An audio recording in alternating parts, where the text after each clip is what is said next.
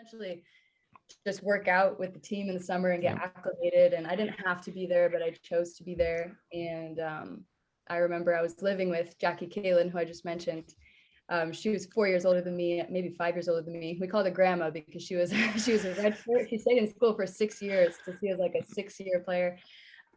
She's one of my best friends to this day. I love her, but she was sort of my mentor, and she was the one who was, acclimating me to everything. And she would take me to workouts. And one day she took me to the McLeod Center, and Ali Faroukhamanish was in there working out and shooting. And we all know who Ali is.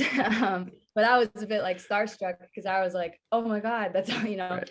And he ended up like doing a workout with us. I was just like doing a shooting workout with him. And I'm like, I cannot believe this is happening. So that was one moment. I don't even know if he would remember that, probably not. But that was one moment. And yeah, I mean, once you get into the grind of preseason and you're balancing, 6 a.m. weights with 8 a.m. practice, with 3 classes a day, with study table at night, with, and you get into that and it's like nothing you've ever experienced before, and you're on your own and you're learning how to live on your own.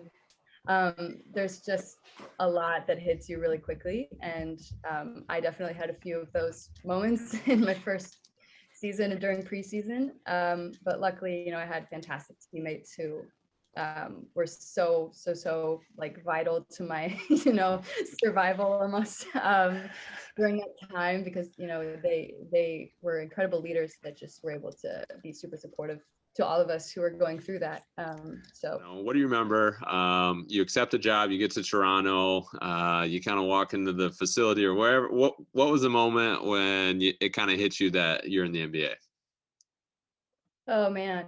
I mean, the facility, going up for my interview and just walking into the practice facility was just like, whoa, because like I was just geeking out the whole time. Like it was a brand new facility at the time, so it's just this beautiful, like state of the art.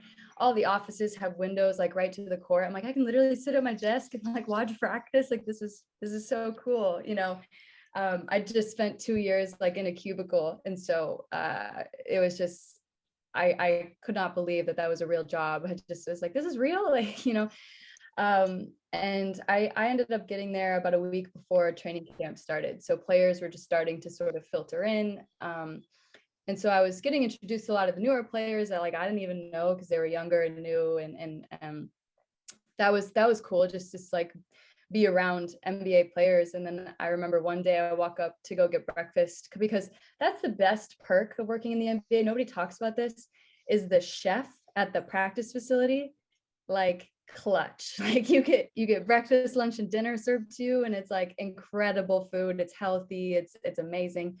That is okay. Being in the NBA is cool, but like that was like the perk. Yeah. So I go upstairs to get breakfast, and DeMar DeRozan's just chilling at a table eating breakfast by himself, and I'm just like, that's DeMar DeRozan. Okay, that's him. And I even like I like panicked and like grabbed the coffee and went back downstairs. And I was like, I told my boss, I'm like, I think DeMar is here, and he's like, yeah, he's on our team, like yeah. And I'm like, oh, okay, so all right, yeah, that's just normal. It's normal, right? So okay. And it didn't take long, like honestly, it didn't take long. A couple of weeks in, it was normal, because you are around these people, and you don't see them as these like glorified superstars anymore. You're just working with them. But yeah, that was definitely, it took a little bit of like adjusting. It's like, okay, I watched this guy on TV. He's right in front of me eating some bananas. I'm gonna go process it. Yeah. That's great. Well, so now we're essentially putting Ali and DeMar DeRozan on the same plateau, right. Then, right? Because that's like your like they were. welcome to the next level. Here's Ali, or here's DeMar. Like that's awesome. But I love Sue Bird. I can't describe to you how much I love Sue Bird, and I'm so thrilled that she's coming back and playing this year. Diana too. They're both coming back and playing. It's funny, I didn't get starstruck a lot in the NBA, like aside from like the first couple weeks in the league where everything's new, but I'd see these guys all the time and I didn't really get starstruck. But like I saw Sue Bird at the NBA All-Star game in 2020 and almost passed out. Like I was like, awesome.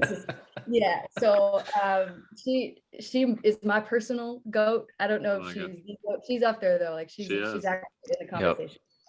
Yeah. All right. Cedar Falls Day. When we ask everybody that has, I mean, I think if you've driven through Cedar Falls, we ask this question: peppers or mulligans? Oh, we're having this conversation. Oh man.